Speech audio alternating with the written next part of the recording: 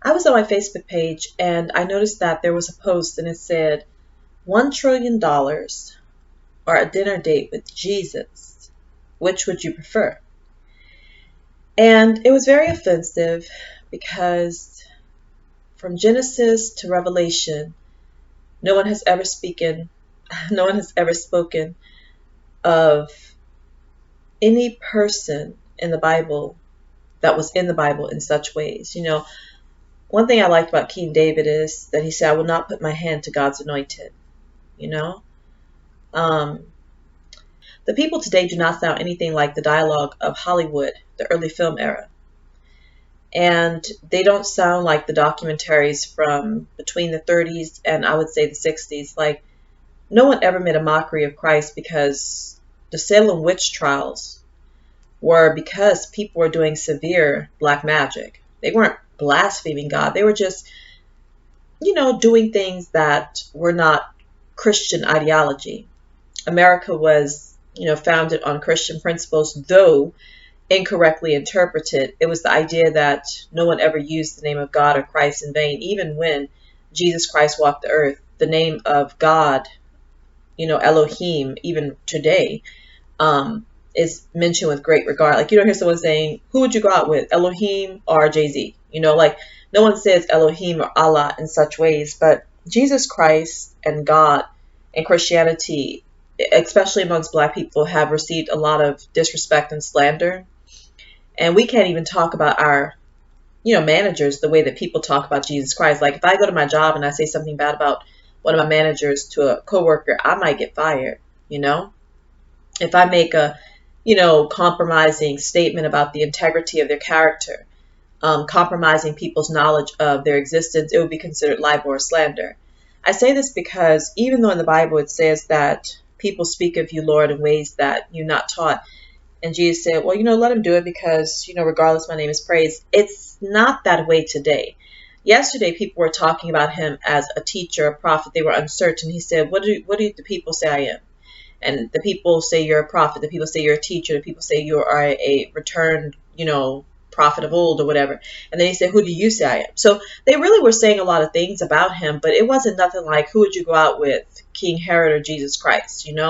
It wasn't like that. Or it wasn't like, what would you prefer, to go to one of Jesus' sermons or to be a rich Roman, consul?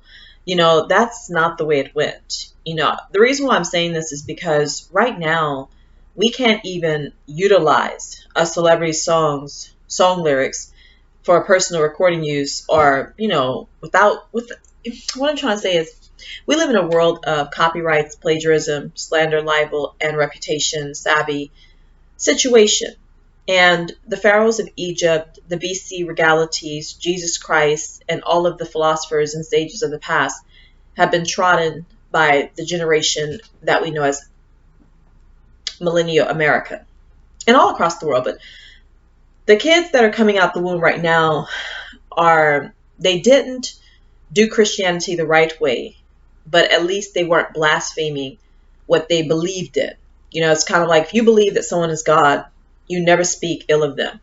You don't even make jokes about, like, the name of God is not something you mention. You pray to God, you think about God, but you don't necessarily always mention the name. So, like, I went to a Jewish synagogue, a Messianic Jewish synagogue, for a while in life with my mother and my stepfather and my family, and they said that, Elohim and those words, like, they left the vowels out of those words. We would sing and they put the stuff on the, thing so you could see the words. And it was a lot of things to learn about Judaism, as in the respect level of God, like not mentioning the name often because it starts to desecrate or degrade, the severity of the acknowledgement of it.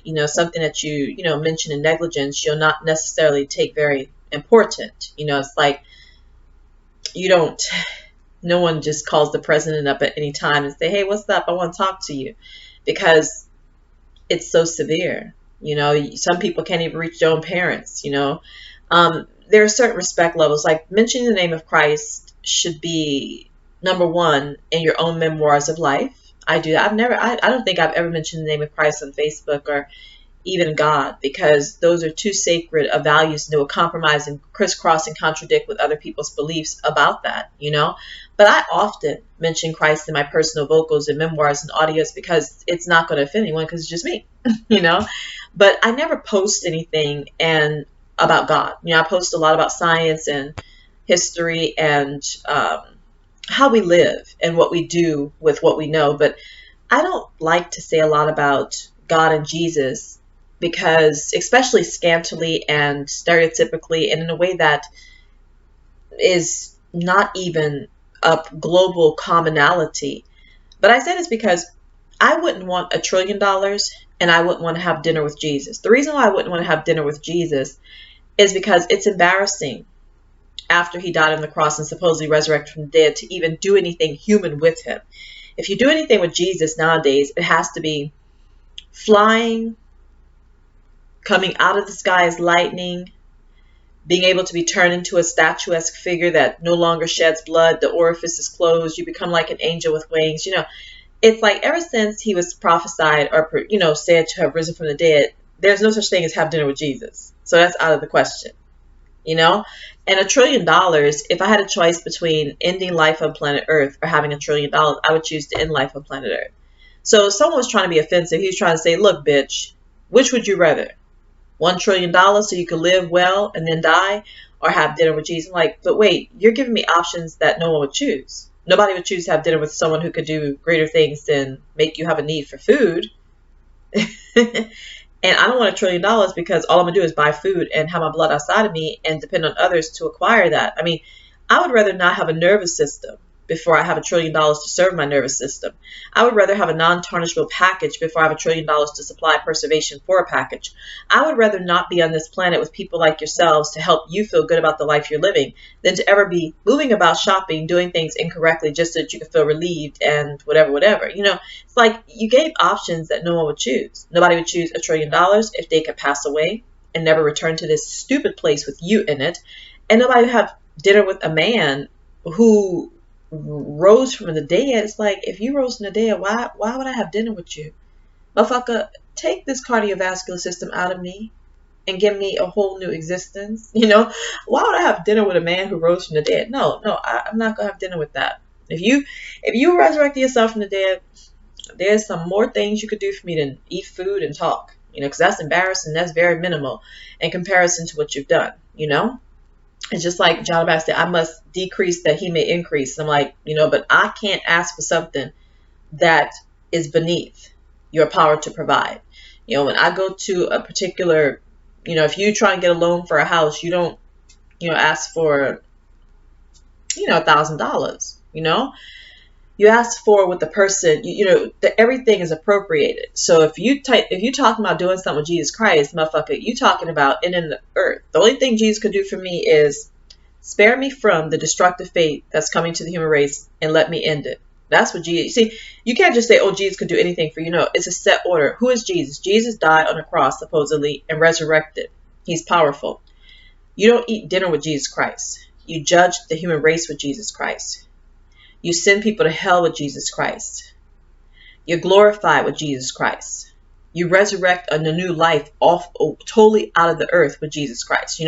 That's something you do. You can't just say anything about him. Like, you can't just say, which would you rather? Because I'm about to slash all of those who don't have money and who are trying to be biblical. I'm about to slash you and say, you're crazy because Jesus, he can't give you no. I'm like, but Jesus resurrected. I'm like, but he's supposed to be judging people. Like, I'm trying to figure out why would he eat dinner right now? Like, why would that even cross a person's mind?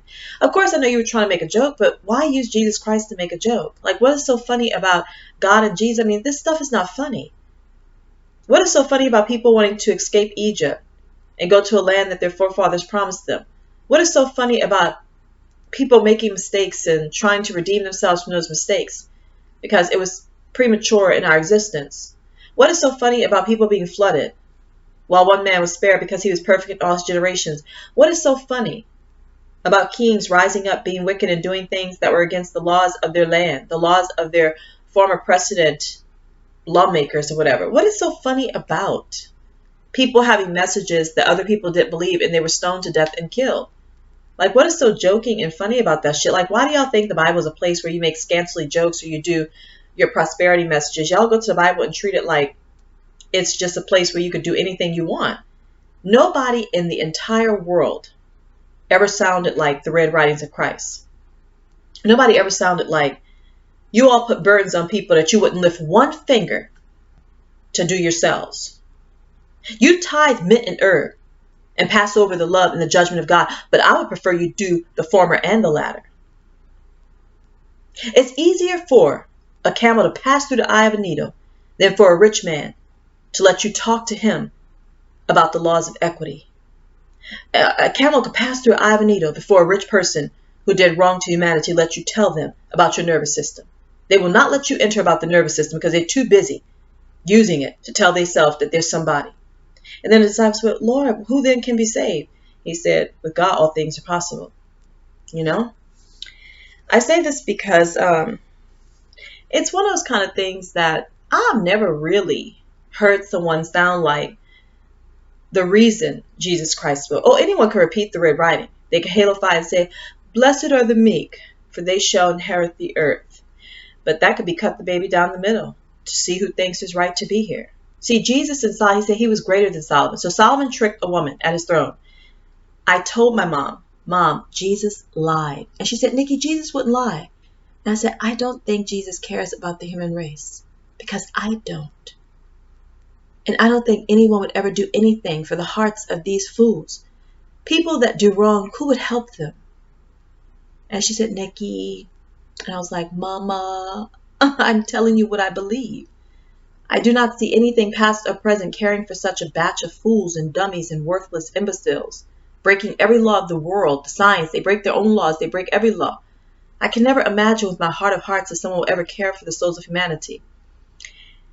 And we had that conversation, only to find out Jesus Christ said, I am greater than Solomon, more rare than he was. If Solomon lied to find out a liar, how much more will Jesus have said words that when you interpret them, those that just steal other people's words to justify their own experience, find out that they're going to hell regardless.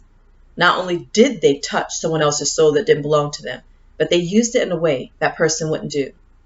When you use someone else's thoughts, you're accountable to them. I would never pick up Jesus Christ's thoughts and use them unless I had the interpretation of it. The Queen of the South will rise in the judgment with the men of this generation. Men turned into mothers, entrepreneurs, and nerds. I'm the only person on earth that has that interpretation. But I'll tell you like this. A pastor will preach that totally different. And a pastor will go to hell for not having the interpretation. There are a lot of things in the Bible that require interpretation. And I'm not talking about your Sunday pastors who preach on a pulpit. I'm talking about a personal quest of existence, having studied every English, every word in Webster Dictionary, in whatever language you speak, to figure out what it all means. You know, I've done that. I've tried my best to figure out a lot of things, and I've had an amazing experience with matching and understanding and so forth. I was not trying to preach a message. I was not trying to justify motherhood or justify romance or sex. I was just really trying to figure out, why would someone shit and piss? And why would they want to feel good about it? Okay? And then I discovered a whole lot of shit that makes a whole lot of sense. You all are just trying to justify buffing the Bible, telling yourselves it's okay to have sex, it's okay to be fruitful and multiply, it's okay to be it's okay to put public bus out, it's okay to have poor people, they're wicked. Everything y'all do is to justify breaking the laws of science. And you never stop to think, but you know that you're trying to use the Bible to justify things. So what makes you think someone will actually let you get away with it? Motherfucker, if I was a God and I was also eternal, and if I could hear the thoughts of mankind, and if I put some of my thoughts on earth and people picked it up and preached it every Sunday in a way that I wouldn't have used it, motherfucker, when the time comes, I will tear you to pieces. And I'm hoping that's exactly what each and every one of you are going to receive from Jesus.